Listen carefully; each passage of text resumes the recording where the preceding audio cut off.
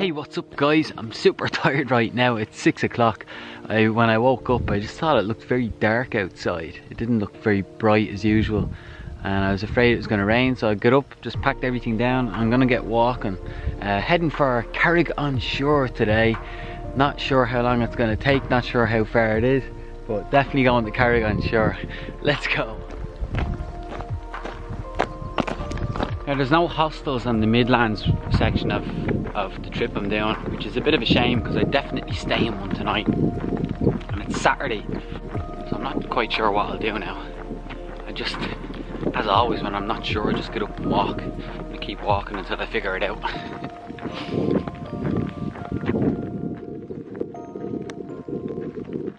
The good news is I'm feeling a whole lot more power today than I have been for the last 2 days, which tells me that the illness is most definitely subsiding, and that was because, in case you're just tuning in, I drank some contaminated water about 5 or 6 days ago, so I was walking with feeling the effects of that. But anyway, feeling really good again today, and just strolling along here. I'm enjoying these country roads. Again, if you're just tuning in, I love to spend my time in wilderness areas, camping and so on, and I used to hate the idea of walking on the road, but these country roads in Ireland, there's no people on them, or there's no, cars on them, no traffic, so it's an absolute pleasure because you're still looking at the same countryside, and it just feels really liberating to walk down an open road like this.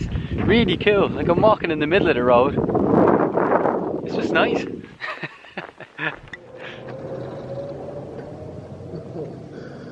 That was tight. It is though. This is so much fun. It's a real adventure. I guess what is adventure? There's always this thing where I've spent, most of the last 10 years traveling around the world, 12 years, and I've always wondered if it was possible to find the same sense or sort of adventure in Ireland, and this trip is most definitely proving that so far.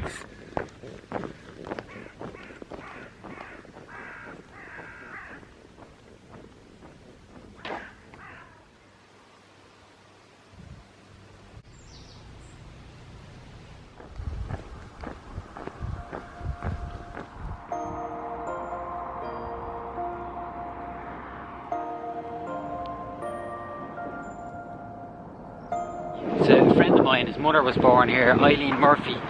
My friend, it's Joey and his brothers, Barry and Dennis. I know they watch the videos. It's a very small town. I'm surprised because it's very well known. But yeah, I like it. Very cute. I wish I could stay here. I really do. I wish I could stay longer.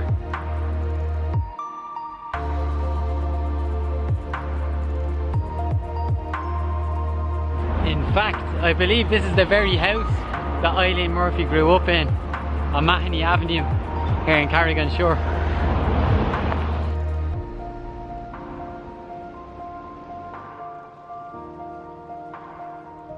I'd never been here before. It's a beautiful little town, really quaint, very small but very, very charming.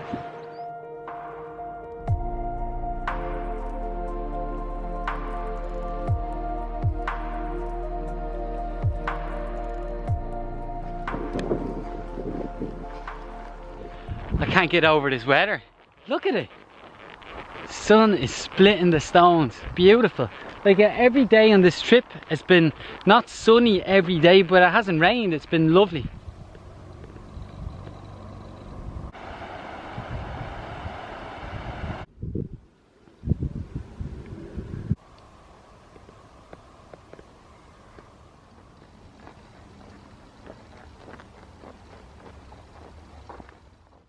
A lot of passing tourists would assume this to be a castle, but this is actually a home.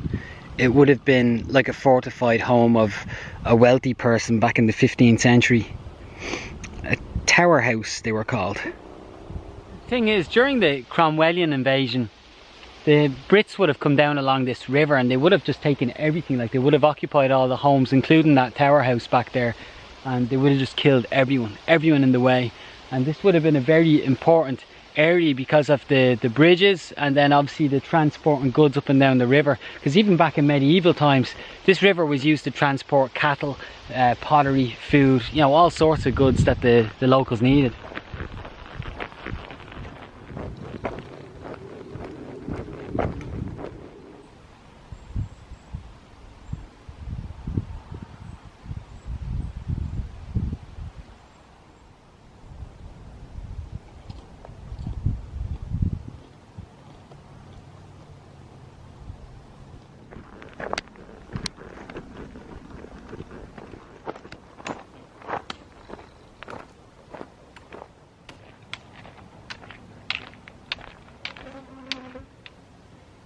Doing a 5k climb at the end of a long day is never easy.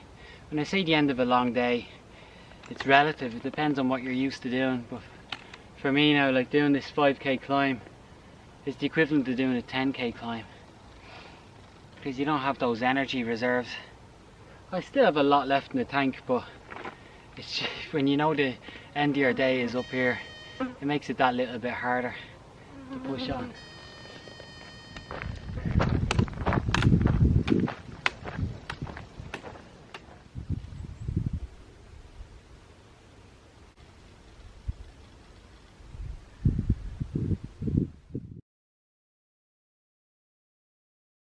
How are you doing, guys? It's day 13, walking across Ireland from Dublin to the Great Blasket Islands in County Kerry.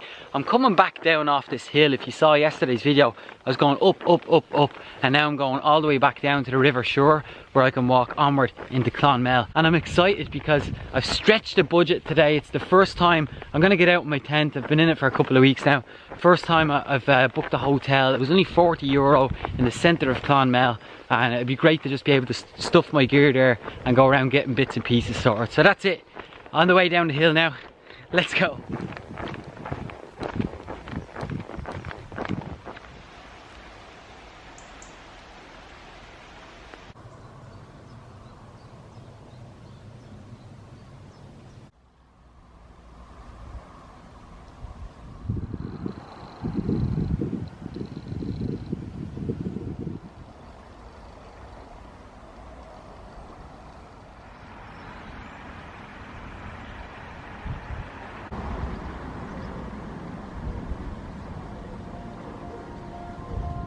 There's many of these old hut-sized buildings along the river shore between Carrigan Shore and Clonmel. These are occupied by local organisations who maintain and preserve the side of the river shore and this beautiful blueway here. Great work, well done to everyone that's involved with that.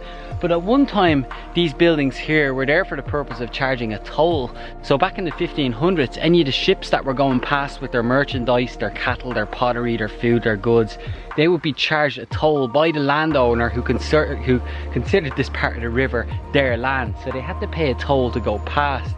The thing was, a law was eventually established to say that as long as a boat didn't moor on the side of the river, and as long as they were away at least 8 feet from the bank of the river, they did not have to pay a toll.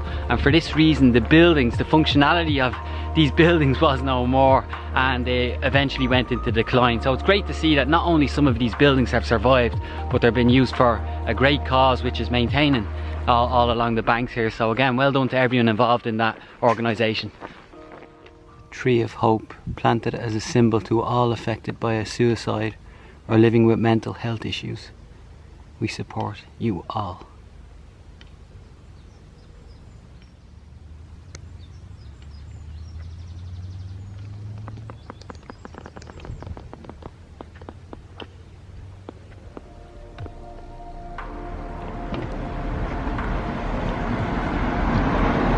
Tipperary, County Tipperary, it's a long way to Tipperary. Hope that's stuck in your head for the rest of the